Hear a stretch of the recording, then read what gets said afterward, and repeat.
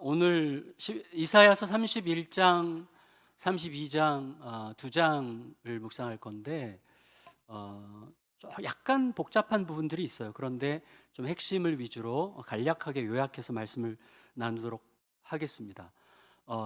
주제를 면목이 없어도 버텨라는 제목으로 아까 들어오는데 한 장로님께서 너무 죄송하다고 면목이 없다고 이렇게 얘기하시더라고요. 왜요? 그랬더니 오늘 설교 제목 한번 해봤어요. 그러시더라고요.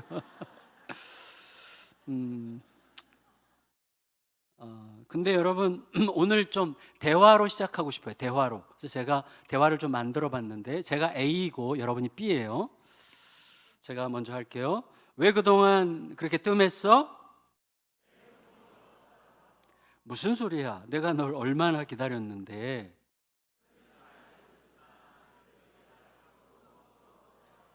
부끄럽긴. 너가 무슨 생각, 무슨 짓을 했건 널 향한 내 마음은 하나도 변한 게 없어. 어느 정도여야 정돈이라고 할 수 있겠어? 나에게 오는 시간을 너의 기분과 상황이 정하게 하지 말고 널 받아줄 내 사랑이 정하게 해라. 그냥 지금 오면 돼. 아니, 와야 돼. 오면 마음이 정돈될 거야. 이렇게 하면 저만 좀 멋있잖아요. 그러니까 바꿔서 한 번 더 할게요. 왜냐하면 바꿔서 하면 또 달라요. 그러니까 여러분이 A를 하시면 됩니다. 여러분 A 시작. 2부 때랑 똑같아. 갑자기 커져 목소리가. 굉장히 당당해지네요. 예. 별 면목이 없어서요.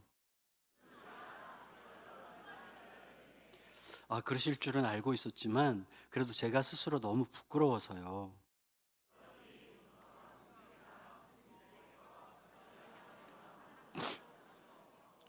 어느 정도 마음이 정돈되면 그때 꼭 찾아뵙겠습니다.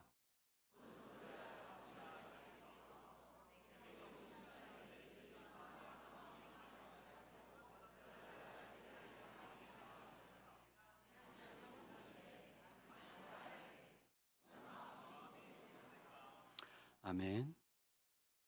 이 대화의 핵심이 뭔지 금방 아시겠죠? 두 가지인데 어느 정도 마음이 정돈되면 이라는 거가 있고 한쪽은 지금 그냥 오면 돼. 어느 정도 마음이 정돈되면은 이해할 수는 있지만 사실은 자신에 대한 오해죠. 혹은 자신에 대한 과신이죠. 그러니까 내가 당신께 갈 수 있는 날이 내 판단에 달려 있다고 나는 믿습니다. 뭐 이런 생각일 수도 있어요. 그러니까 상황을 좀 보고 형편을 좀 보고 내 기분을 보고 그때 상황이 내가 갈 만한 상황이라고 판단이 되면 그러니까 당신께 가냐 마냐는 것을 사실 내 판단에 의지하겠다는 뜻이잖아요. 그건 오해이고 혹은 약간 자만이고 무례함일 수도 있죠. 특히 B가 나고 A가 하나님이시라면 더 그렇겠죠. 나에 대한 하나님의 약속보다 상황에 대한 내 판단과 내 기분을 더 믿겠다라는 식의 오류라고 할 수가 있겠습니다. 근데 우리가 기억해야 될 거는 뭐죠? 매우 의도적으로, 의지적으로, 지속적으로 기억해야 될 것은 하나님께는 우리의 어떠함과 관계없이 우리의 어떠함과 관계가 있었다면 우리가 하나님의 원수였을 때 아들을 주실 이유가 없죠. 그러니까 우리의 어떠함과 관계없이 우리를 항상 너끈히 받아주실 자비와 사랑이 하나님께는 있다는 것이 우리를 움직이는 이제 기준이 돼야 되는 거죠. 그래서 오늘 말씀을 초점을 자신을 어떻게 이해하는가 그리고 하나님을 향한 버팀이 얼마나 중요한가 이 두 가지를 생각해 볼까 합니다. 이사야서 이제 중반으로 막 가고 있는데 이제 딱 중간까지 왔죠. 66장까지니까. 이사야서 1장부터 39장까지를 이제 한 통으로 보는데 1장부터 39장까지를 관통하는 하나의 메시지를 꼽는다면 7장 9절 하반절에 있는데 이 말씀입니다. 같이 읽을까요? 시작. 너희가 굳게 믿지 않으면 굳게 서지 못하리라. 굳게 믿지 않으면, 그러니까 굳게 믿어야 굳게 설 거다. 자, 이 말은 우리가 어렵지 않게 이해할 수 있어요. 그런데 사실은 원문은 굳게 믿는다와 굳게 선다가 같은 단어예요. 아만이라는, 이게 무슨 말, 붙든다는 뜻이거든요. 그러니까 이거를 직역하면 너희가 굳게 붙들지 않으면 굳게 붙들리지 않을 것이다, 이렇게 번역할 수 있는 말이에요. 그러니까 굳게 붙들어야만 굳게 붙들린다, 그런 말이죠. 근데 이게 그러면 뭐 어떻게 하라는 거지? 이런 생각이 들죠. 굳게 붙들지 않으면 굳게 붙들리지 않을 거다. 근데 굳게 붙들리는 게 우리 목적인데, 근데 굳게 어떻게 붙들죠? 어떻게 해야 굳게 붙드는 거죠? 또다시 제자리 돌기 같지만 이게 이제 믿음의 신비고 역설인데, 내가 하나님 손에 굳게 붙들려 있다는 사실을 굳게 붙들어야 되는 거예요. 그러니까 우리가 하나님을 굳게 붙든다고 붙들려지는 게 아니죠. 하나님이 나를 이미 굳게 붙들고 계시다는 사실을 굳게 붙들어야 돼요. 다시 말하면 내 기분, 내 감정, 내 상황이 붙들게 하지 않고 하나님의 약속이 붙들게 하는, 그래서 하나님께서 나를 이미 굳게 붙들고 계시다는 사실을 굳게 붙드는 게 중요하다는 것입니다. 여러분, 그 굳게 붙든다는 게 뭐냐를 여러분 설명하기 위해서 좀 생각을 해봤는데, 이번 주 큐티 본문이 요한복음 계속되고 있고, 이번 주 중에 오병이어 기적이 있었죠. 큐티 하신 분들은 아실 텐데, 오병이어 기적 이후에 사람들이 다시 찾아와요, 예수님을. 그래서 그들을 대상으로 예수님께서 설교하셨습니다. 그리고 그 설교에 대해서 제자들이 수군거려요. 너무 설교가 어려워가지고. 그래서 제자들이 이렇게 불평하면서, 뭐야 이거 너무 어렵잖아, 이거 누가 알아듣겠어? 그래서 제자들의 상당수가 떠나갔다. 12제자 말고 예수님을 따르겠다고 했던 사람들 중에 상당한 사람들이 다 떠나가요. 말씀이 너무 어렵다고. 도대체 이게 무슨 말이야, 이해가 안 가네? 그러고 이제 떠나갔단 말이에요. 그때 예수님께서 수군거리는 제자들에게 이렇게 말씀하세요. 수군거리는 너희들 중에 믿지 않는 자가 있다, 이렇게 얘기하세요. 이 말이 이렇게 쏙 들어왔어요, 제 속에. 그러면 예수님께서 구분하셨네. 다시 말하면 말씀이 너무나 어려워서 수군거리는 것과 믿지 않는 것을 구분하신 거예요. 수군거리는 너희들 중에 믿지 않는 자가 있다. 다시 말하면 수군거린다고 무조건 안 믿는 게 아닌 거죠. 그러니까 어려워서 불평하면서도 계속 따르는 게 굳게 믿는 거예요. 말씀이 어렵고 이해가 잘 안 되고, 하나님께서 하시는 일이 도대체 이해가 안 되고, 하나님이시라면 도대체 이런 일이 있을 수 있어? 라고 생각할 만한 상황들이 계속 있을지라도 여전히 그래도 하나님은 옳으셔 라는 생각으로 여전히 따르는 것. 그래서 어려워서 힘들어도 불평하면서도 계속 따르는 거, 이게 굳게 붙드는 거고, 어려워서 불평함으로 이제 떠날 준비를 하는 거, 이게 굳게 붙들지 않는 거죠. 떠날 준비를 한다는 건 무슨 뜻이죠? 이 길은 내 길이 아니야라는 내 판단을 믿기로 결정했다는 뜻이죠. 그게 굳게 붙들지 않는 거죠. 그러니까 내가 이해가 되냐 안 되냐가 중요한 게 아니라, 이해가 되면 좋겠죠. 그러나 이해 안 될 때도 너무 많습니다. 근데 이해가 되건 안 되건 여전히 나를 굳게 붙들고 계실 거라는 하나님의 약속으로 버티는 것, 이게 굳게 붙드는 거라고 할 수가 있겠죠. 물론 우리가 알아요. 알면서도 짐짓, 어떤 때는 충동적으로 내 생각과 내 욕망을 따를 때가 있습니다. 그렇게 되면 어떻게 되죠? 하나님께서 나를 여전히 굳게 붙들고 계시다는 것을 알면서도 우리는 면목이 없어져요. 굳게 붙들 면목이 없어져요. 이게 실제로 자꾸 거리감이 느껴지고 맴돌게 되고, 이렇게 좀 뭔가 뭐가 이렇게 좀 그렇게 되죠. 무슨 말인지 느끼시죠? 하여튼 그렇게 돼. 하지만 그때 또다시 나의 모든 것을 아시고 나의 내일이 어떨 것을 이미 알고 계신 하나님을 인정하고, 그리고 아까 의도적이라는 말을 썼는데, 의도적으로, 의지적으로, 또 여러분 신앙생활에 의지가 필요 없는 게 아니죠. 신앙생활의 의도와 지속성이 굉장히 중요한데, 의도적으로, 지속적으로, 의지적으로 그 앞에 머물러 있는 게 중요해요. 왜? 나보다 하나님이 더 똑똑하시니까. 그래서 머물러 있으면, 그렇게 버티다 보면 어느 때에 내가 하나님께 내내토록 굳게 붙들려 있었다는 사실이 딱 깨달아져요. 그리고 이렇게 싹 내려앉으면서, 맞아, 이렇게 되면서 다시 시작할 수 있게 되는 거죠. 따라서 우리들에게 항상 중요한 게 두 가지인데, 항상 중요한 게 하나는 자신에 대한 정직한 성찰, 그리고 또 하나는 하나님에 대한 하나님을 믿음으로 이해하는 거죠. 그러니까 믿음의 이해죠. 자, 정직한 성찰이라는 말을 여러 가지로 설명할 수 있겠지만 저는 이 시간에 나를 나 밖에서 보려고 하는 거라고 생각해요.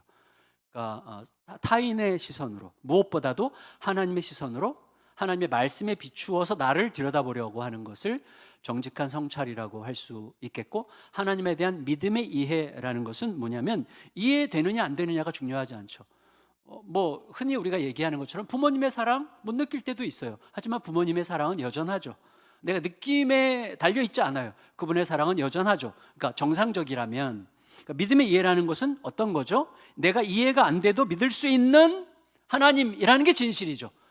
내가 이해되건 안 되건 하나님은 여전히 믿을 수 있는 오르시고 크신 분이고 위대하신 분이고, 그리고 우리의 창조자고 구원자시고 우리의 아버지시죠. 그러니까 그 사실, 내가 이해가 안 돼도 믿을 수 있는 하나님이라는 진실 위에서 분투하는 거예요. 그걸 영적 논리적 분투라고 제가 표현한 적이 있죠. 그러니까 하나님은 항상 오르시다는 영원한 진실 위에서 논리적으로 찬찬히 따져 묻다 보면 사실은 모순이 나에게 있다는 것을 알게 돼요. 모순이. 아까 그런 사람처럼, 아까 이분들도 예수님께 그랬던 것처럼 오병이어 기적 이후에 수군거리는데 예수님께 마치 문제가 있는 것처럼 수군거렸지만 사실은 예수님보다 자기를 더 믿겠다는 자기 모순 속에 있다는 사실을 성찰하지 못한 것이죠. 어쨌거나 오늘 이사야서 31장 32장인데 31장은 하나님 백성들의 면목 없는 짓에 대해서 경고하고 고발하고, 그 핵심은 지난주에 우리가 생각했던 거가 연결되어 있어요.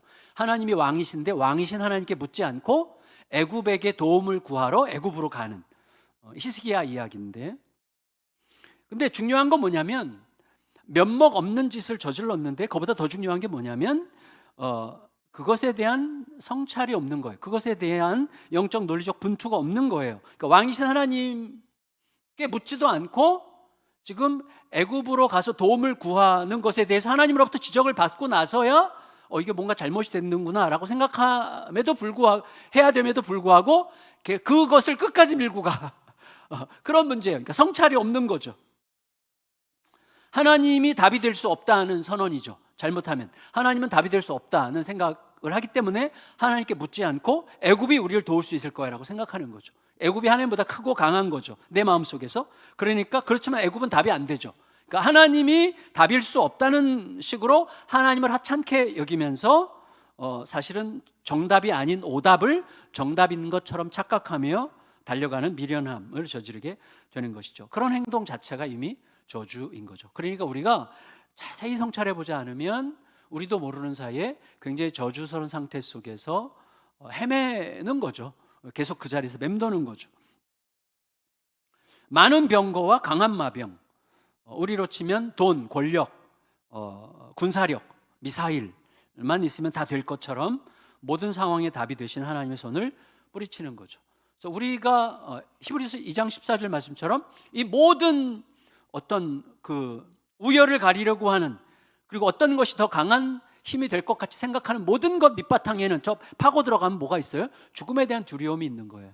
죽음에 대한 두려움 때문에 이 모든 환상들을 우리가 만드는 거거든요. 그래서 힘과 권력을 통해서 내가 죽지 않으려고 하는 이런 안전보장, 객관적인 안전보장의 체계를, 또 그런 조건들을 확보해야만 살 것 같은 오류에 빠지게 되는 것이죠.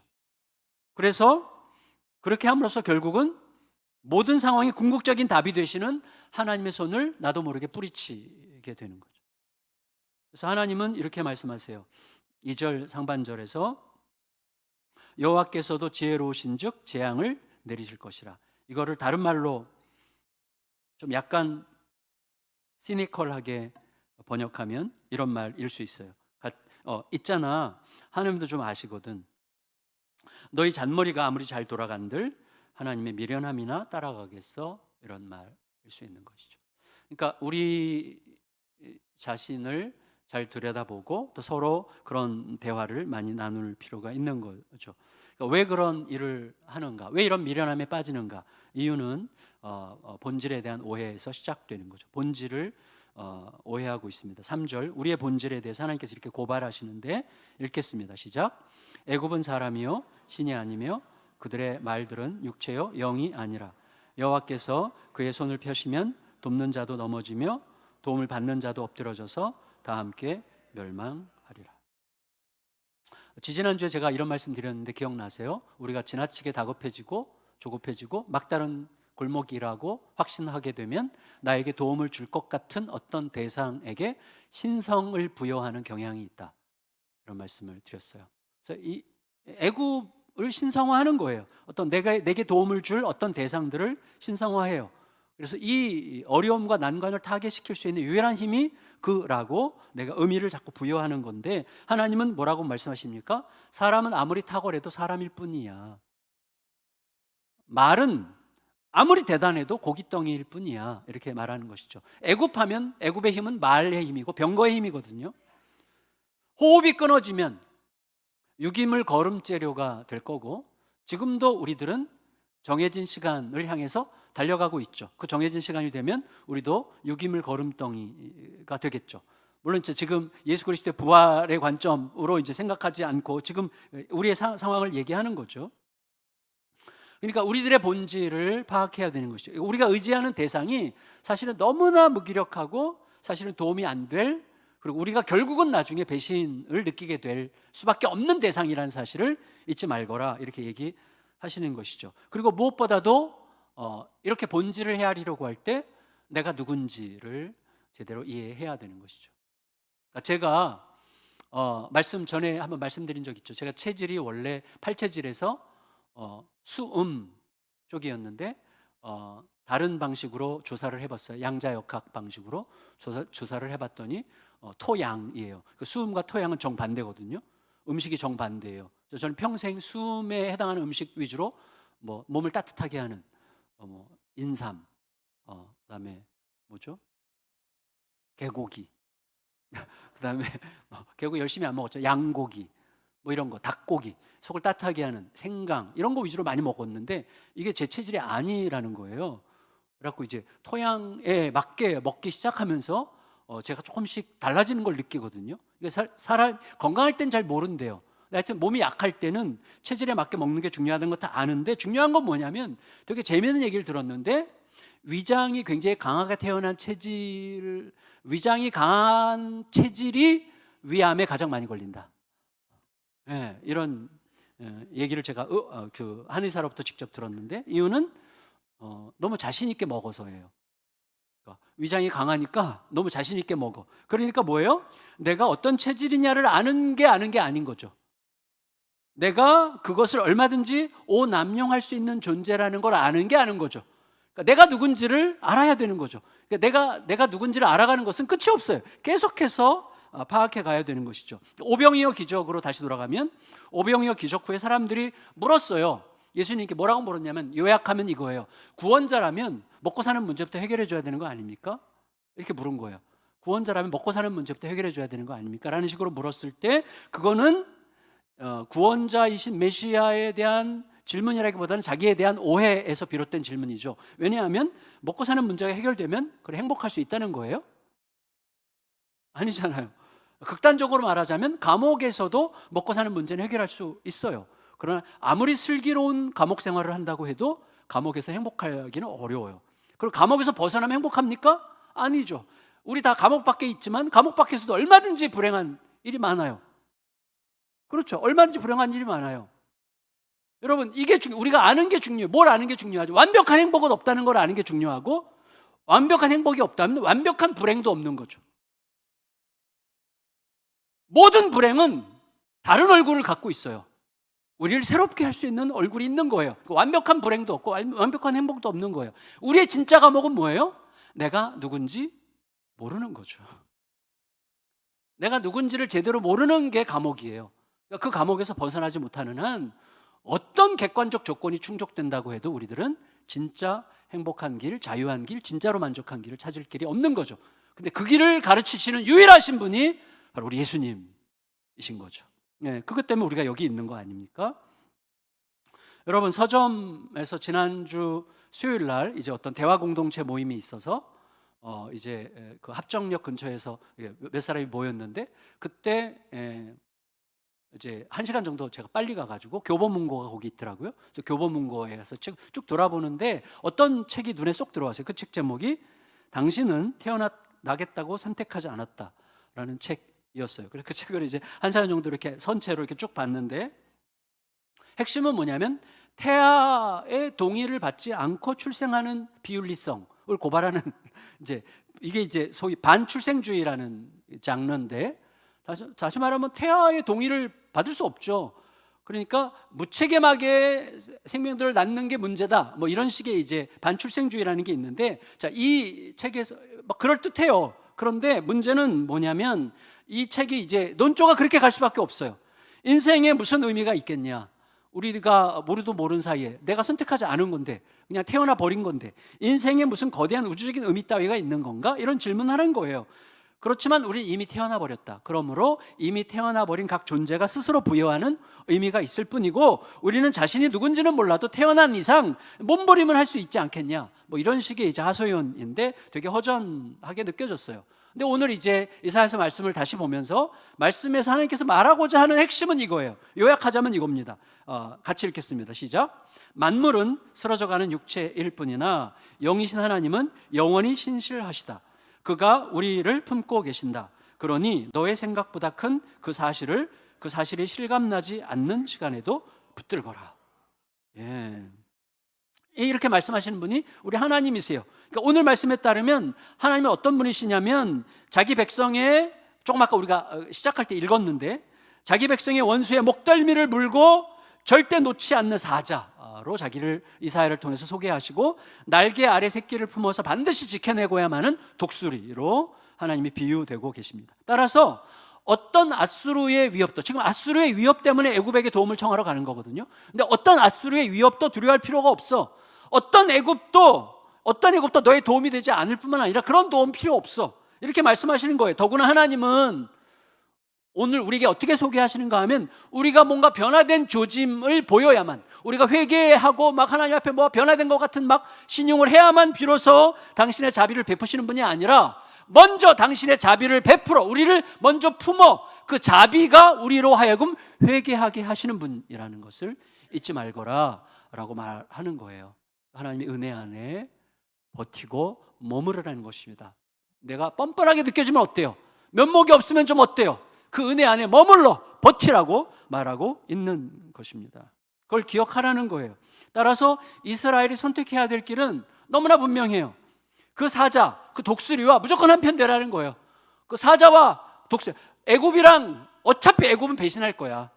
애굽은 배신 안 해도 도움이 안 돼. 결국은 조금 있다가 아수르로부터 망할 거야. 그러니까 너무 거기에 기대지 말고, 그 사자이신 하나님, 그 독수리신 너희 아버지와 무조건 한편 돼. 아니, 이미 한편이라는 것을 잊지 마, 상기시켜, 발견해, 이렇게 말하는 것입니다. 그리고 내 안팎에 가득한, 내 원수는 내 안에도 있고 내 밖에도 있는데, 내 안팎에 가득한 원수를 태울 불, 그 태워버릴 불, 그것들을 무너뜨릴 불이 어디서부터 나오는지를 알아라. 어디서부터 나오냐면 시온에서 나올 거야. 예배의 자리에서 그 모든 원수들을 태워버릴 불이 나올 거라는 사실을 기억해라. 이런 의미에서 9절 하반절에서 여호와의 불은 시온에 있고 여호와의 풀무는 예루살렘에 있느니라, 이렇게 기록하고 있습니다. 여러분, 우리가 지금 예배 드린다는 것은 어떤 의미죠? 우리가 지금 이 자리에 있는 이유 뭐죠? 약간의 위로를 받기 위해서일 수도 있고, 또 뭔가 불편해서일 수도 있고, 안 오면 찝찝하기 때문일 수도 있고, 뭐 여러 가지 이유가 있을 수 있어요. 다 이해할 수 있다고 생각합니다. 그러나 근본적으로 우리가 여기 있는 이유의 핵심은 뭐죠? 하나님의 하나님 되심을 인정하기 위해서예요. 나는 나고, 나는 사람이고, 하나님은 하나님이시다, 이걸 인정하기 위해서예요. 그리고 하나님은 내가 헤아려지건 헤아려지지 않건, 내가 기분이 어떻건, 내 상황이 어떻건, 내가 그분을 느낄 수 있건 없건 관계없이 그분을 항상 오르시다. 그리고 그분의 오르심 위에서 살기로 결단하는 시간을 위해서 우리가 지금 여기 있는 거죠. 그리고 하나님을 즐거워하는, 하나님을 기뻐하는 그 예배를 통해서 저는 이런 거죠. 아까 할렐루야 찬양할 때 뭔가 엄중하고 묵직하고 파고들고 우리에게 뭔가를 막 말하고 있잖아요. 너 지금 어디 있어? 너를 향해서 그 쏟아진 그의 은혜와 그의 엄청난 희생이 도대체 지금 너의 삶 어디에 있는 거야? 라고 묻고 있잖아요. 그 질문을 들으면서 제 자신에게 자꾸 묻게 되는 시간이죠. 이게 예배죠. 물으면서 내가 진짜 어디 있지? 내가 서 있는 파운데이션이 어디지? 다 묻는 거죠. 내가 하나님의 오르심 위에, 그의 통치 위에, 그의 승리 위에 있는가를 다시 확인하는 게 예배죠. 그 예배. 그래서 그 예배를 제대로 회복하면 어떻게 해요? 내 안팎에 있는 원수들, 힘과 권력이면 다 될 것 같은, 애굽이면 될 것 같은, 아수르면 될 것 같은 이런 모든 소위 제국주의적 사고방식들을 이겨낼 수 있는 하나님의 영광을 내가 느끼면서 그 모든 것을 이길 수 있는 힘이 그리스도의 십자가 안에 있다는 사실을 회복하게 되는 거예요. 그러면서 자유해지는 거죠. 그렇게 되면 어떻게 됩니까? 내가 그동안 의지하고 이것 없으면 죽을 것 같고 이거 없으면 망할 것 같이 느꼈던 금으로 된 의상, 은으로 된 의상들, 귀하게 여겼던 모든 것들을 쓰레기통에 던져버려도 될 만큼 배불러지는 거죠. 예. 내게 있음으로써 비로소 나로 하여금 살 수 있게 느끼게 만드는 그런 조건들이 없어도 충분히 괜찮은 하나님이 나에게 계시다는 사실을 알게 해주는 거죠. 진정한 예배는 뭐예요? 내가 하나님 대신 의지했던 그 모든 우상들이 마치 하나님보다 더 위대하기라도 하는 듯이 나를 속이고 내 영혼을 등쳐먹고 내 영혼을 얼마나 초라하고 가난하게 만들었는지를 각성하는 거죠. 예배의 회복이에요. 선하시고 오르신 하나님이 나를 이미 알고 계시고 나와 함께 계시다는 것만으로도 충분해지는 그 예배의 영광, 하나님과 함께하는 기쁨에 오롯이 사로잡히게 되는 거죠. 우리의 삶에서 조금 연결점을 찾기 위해서 제가 또 하나의 그 대화를 소개하려고 하는데, 좀 이따 띄워주세요. 제 조카가 있어요. 저희 그 작은 누님의 큰 딸이 30살인데 자폐예요. 자폐인데 이제 어릴 때부터 이제 그 그림을 그리는 걸 좋아하고 또 그림을 많이 시켜서 지금은 화가인데, 자폐 화가인데 저에게 문자를 자주 보내요. 저랑 좀 사이가 좀 돈독한 편인데 작년 추석 때 끝나고 집에 왔을 때 문자가 왔어요. 저에게 외삼촌, 작은 외삼촌인데 제가 작은 외삼촌 내년 추석 때는 저게 좀 선물을 하나 해주면 안 되냐, 이거였어요. 근데 이제 얘 다운 게 뭐냐면 보채는 거죠. 그래서 엄청 보채요. 계속 보채요. 거의 매일 문자가 와요. 보채는 문자가. 그래서 제가 일부러 대화를 이렇게 이어가 봤는데, 실제로 이 친구와 저 사이 있었던 대화예요. 며칠 전 대화인데 이걸 한번 소개해 볼게요. 작은 외삼촌, 닌텐도 스위치 2 샀어요? 아직. 추석 전에 사야지. 네. 작은 외삼촌, 비싼 걸로 사주면 안 돼요? 적당한 걸로 살까? 그런데 저는 중고는 싫어요. 중고는 생각 안 해봤는데 한번 생각해 봐야겠는걸? 중고는 생각하지 마세요. 한번 생각해 보는 것도 괜찮지 않을까? 중고는 안 쓰고 싶어요. 저는 중고는 쓰기 싫어요. 작은 외삼촌, 저는 신제품이 좋아요. 저는 일부러 답을 안 했고 다음날 아침 문자가 왔어요. 작은 외삼촌 사랑해요. 저에게 잘 보여서 설득하려는 수작이었는데, 그래서 제가 이렇게 물었어요. 혹시 닌텐도 안 사줘도? 아니, 사주세요. 그럼 닌텐도 안 사주는 외삼촌은 사랑하지 않을 거야? 닌텐도 안 사주는 외삼촌은 사랑하지 않을 거예요. 그럼 외삼촌이 닌텐도보다 못한 거네? 그건 아니에요. 작은 외삼촌은 저에게 위대해요. 그럼 닌텐도랑 상관없는 외삼촌을 사랑하는 거지? 닌텐도랑 상관없이 외삼촌을 사랑하는 거지? 네, 고마워. 이렇게 대화가 끝났어요. 근데 어저께 아침에 다시 문자가 왔어요. 닌텐도 있지 않았죠? 근데 어쨌거나 제 질문, 닌텐도랑 상관없이 외삼촌 사랑하는 거 맞지? 거기에 네라고 대답했을 때 그 순간 더 사주고 싶어졌어요. 여러분, 예배 회복의 영광은 핵심이 그거 아니에요. 좀 유치한 얘기지만 실제로 우리의 삶에서 하나님이 우리의 삶의 전부가 되는 여정을 함께 누리는 거잖아요. 그리고 거기서 배불러지면서 자유해지면서 다른 모든 것들에 대해서 자유해지는 거죠. 32장으로 넘어가면 이런 예배 회복이 왕의 귀환을 통해서 이루어질 거라고 선언합니다. 합니다. 32장 1절에서 그래서 보라 장차 한 왕이 공의로 통치할 것이요 방백들이 정의로 다스릴 것이며 이렇게 이제 시작됩니다. 여러분, 공의로 다스리시는 진짜 왕의 귀환을 통해서만 우리를 살리는 예배 회복이 제대로 이루어지기 시작할 거라고 이야기하십니다. 그런데 중요한 건 뭐냐면 그 왕이 누군지를 계속해서 알아가는 게 중요해요. 그 왕이 누군지를 알아갈수록 그 왕을 더 신뢰하고 그 왕의 포션이 내 존재에 점점 커지고 내 존재를 꽉 채우고 더 넘칠 때 우리는 다른 어떤 것들의 결핍에 의해서 내 인생이 좌우되지 않을 수 있는 상태로 점점 진행해 가는 거 아니겠어요? 그분은 누구십니까? 자기 백성들을 자기 아래에서 광풍과 폭우도 위협할 수 없는 안전을 누리게 하시는 왕이라고 이야기해요. 나중에 집에 와서 읽어보세요. 그 왕은 마른 땅을 적시는 냇물이고 땡볕 아래 쉴 곳 없는 벌판에 어느새 나타나 큰 바위에 시원한 그늘을 만드는 왕이시라 이렇게 얘기해요. 그리고 백성들을 살피는 그의 눈은 결코 감기지 않을 것이고 백성들의 음성을 듣는 그의 귀는 절대로 막히지 않을 거라고 이야기합니다. 결국 그 왕 때문에 조급하게 굴던 백성들이 지식을 깨닫게 되고 그 왕 때문에 말을 얼버무리던 백성들이 그의 뜻을 알게 되고 속임수와 간사함으로 불의를 숨기던 자들은 드러나게 될 것이라고 이야기합니다. 결국 공의의 왕이 우리에게 얘기해주는 한 가지 비밀이 있는데 그것은 뭐냐면 모든 악함과 선함은 상황이 만드는 게 아니라 존재가 만드는 거라고 이야기하는 거예요. 무슨 말이냐면 상황이 어쩔 수 없어서 그렇게 할 수밖에 없었어가 아니라 그 상황에서도 그렇게 하지 않을 수 있는 존재가 못 됐다는 거예요. 면목이 없어서 난 그럴 수밖에 없었어가 아니라 면목이 없어도 왕 앞에서 버틸 수 있는 거죠. 그건 존재의 문제예요. 그러니까 어떤 존재 문제냐? 왕을 가진 존재냐? 왕을 등진 존재냐 하는 거예요. 오늘 우리에게 그 왕은 요청하는 거예요. 너는 나를 가진 존재가 되거라 라고 이야기하시는 것입니다.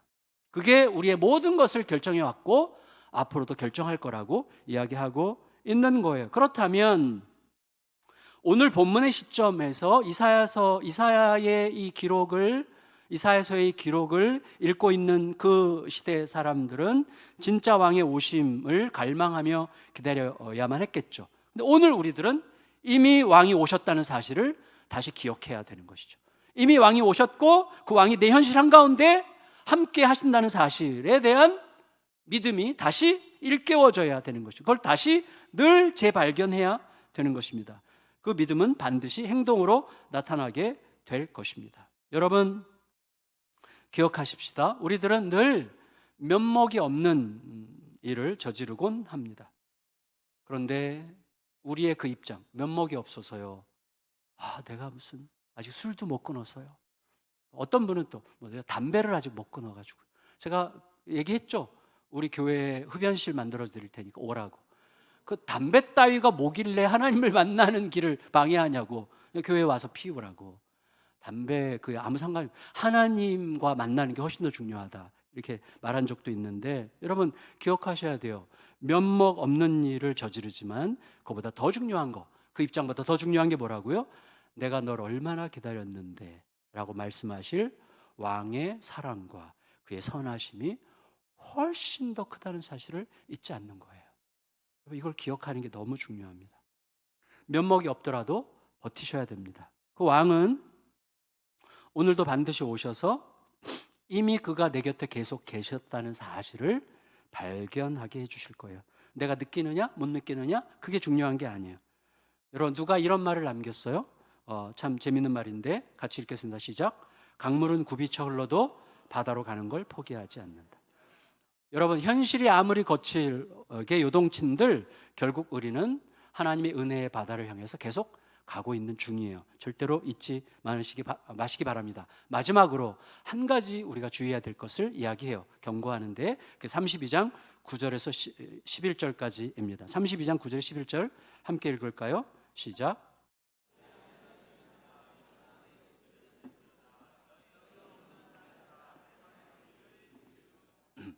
너희 없는 여자들아 1년 남짓 지나면 너희가 당황하리니 포도수확이 없으며 열매 거두는 일이 이르지 않을 것입니다.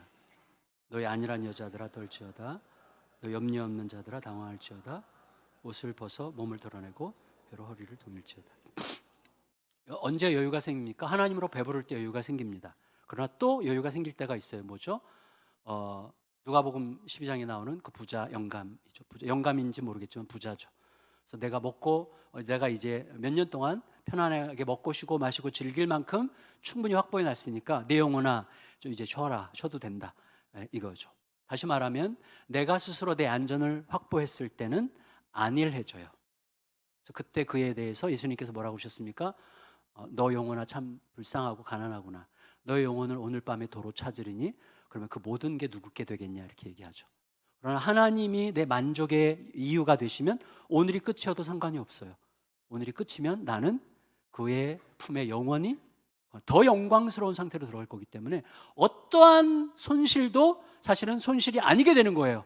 그러니까 하나님으로 인한 만족과 자기가 확보한 객관적 조건으로 인한 만족은 너무나 큰 차이가 있어요. 내가 확보한 조건으로 만족하면 이런 안일함에 반드시 빠지게 되고, 이런 안일함에 빠진 자들은 자기처럼 살지 않는 자, 자기처럼 자기의 수준에 도달하지 못한 자들을 자기도 모르게 정죄하고 판단하게 되어 있어요. 그러면서 점점 고립되게 되는 거죠. 여러분, 이 안일함이 무서운 이유가 뭐죠?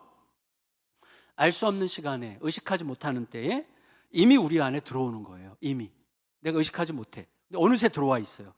누가 먼저 알아요? 딴 사람이 먼저 알아. 나는 몰라요. 내가 뭘 이렇게 늘 얘기해요. 우리는 내가 나 그대로야. 다른 사람이 볼 때는 완전히 변했거든요. 근데 자기는 계속 나 그대로야 이렇게 얘기해요. 이게 무서운 거예요. 너무나 무섭죠. 그러니까 따라서 매일 왕을 기다리고 찾아야 돼요. 매일 왕의 영에 사로잡혀야 돼요. 그 왕의 영이 우리를 어떻게 인도해요? 말씀으로 인도하시죠. 하나님의 영 성령께서는 말씀으로 인도하세요. 여러분, 제가 아까 2부 때 이거 설교하면서 매일 성경이 한 권도 남지 않아서 3분 때 오시는 분들이 추가로 신청하게 하길 바란다라고 했는데 남았더라고. 그래서 약간 제가 화가 났는데 괜찮아요. 3부 때 여러분들이 다 가져가시면 돼요. 조금 남았어요. 조금. 여러분, 말씀으로 인도하세요. 성령께서는 말씀으로 이끌어 가시는 게 되게 중요해요. 그래서 다시 그 말씀을 통하여 비뚤어진 채 굳어져 버린 우리들의 시선을 계속 교정해 주시고, 다시 하나님의 질서에 맞추어서 정렬되게 하시고, 이 땅이 우리를 속이고 이 땅이 우리를 길들이고 이 땅이 우리를 학습시킨 그 질서, 힘의 질서, 경쟁의 질서, 서열의 질서, 수직의 질서, 이것들에 저항하고 진짜 하나님 안에서 모두가 서로를 깊이 사랑하고 존중하는 질서로 들어가게 하시는 능력이 말씀으로 이끄시는 성령의 이끄심 속에 있다는 사실을 여러분 믿고 말씀과 함께 걸어가시기를 진심으로 축복합니다. 하나님의 말씀대로 찬찬히 이끄시는 영을 따라 걸어가다 보면 어느새 어떻게 돼요?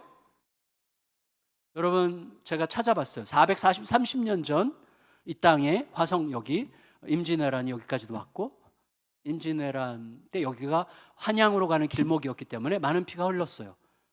특히 여기 오산 독산성 전투, 지금부터 70년 전 6.25 때는 여기서 오산, 화성, 중미령 전투가 있었어요.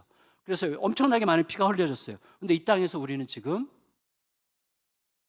그때에 살았던 분들은 절대로 100%, 500% 상상도 못했던 평화 속에 예배를 드리고 있어요. 이 땅에서. 상상할 수 없는, 무슨 말을 제가 하려고 하는 거죠? 여러분, 어떤 목적을 따라서 갈 필요가 없어요. 목적을 따라서 가면 반드시 항상 실망할 준비를 하게 되어 있어요. 그냥 하루하루 성령의 이끄심을 따라서 목적 없는 삶을 살라는 게 아니라 하나님이 목적을 주시면 목적으로 삼으면 되는 거예요. 그러나 내가 만든 목적에 하나님을 끌어들이려고 하면 안 되고, 하나님 말씀을 따라서 하루하루 가다 보면 어떻게 되냐면 어느새 광야가 아름다운 밭이 되어 있고 불의가 다스리던 전쟁터가 공의가 다스리는 땅이 되어 있을 거다. 이게 오늘 말씀의 결론이거든요. 그래서 마지막 절에 이렇게 되어 있어요. 32장 마지막 절 읽을까요? 시작. 모든 물가에 씨를 뿌리고 소와 나귀를 그리로 모으는 너희는 복이 있으리라. 여러분, 제임스 스미스라는 분이 시간 안에 사는 법이라는 책을 쓰셨는데, 거기서 약간 성령에 대해서 언급하는 부분이 살짝 있어서 제가 인용을 했는데, 그분은 이렇게 얘기합니다. 같이 읽을까요? 시작. 성령과의 관계를 깨닫는다는 건 애매한 현실의 불협화음 속에서 마침내 성령의 박자를 분별하고 혼돈의 시간 안에서 춤추는 법을 배우는 것 같다고 했다. 왜냐하면 여러분, 우리의 삶은 이렇게 이해하시면 돼요. 우리의 삶은 우리는 항상 뽀송뽀송하고 뭔가 쌈박하고 고통과 아픔이 하나도 없는 어떤 상태를 그리워해요. 맞아요. 그러나 그건 영원히 누릴 거예요.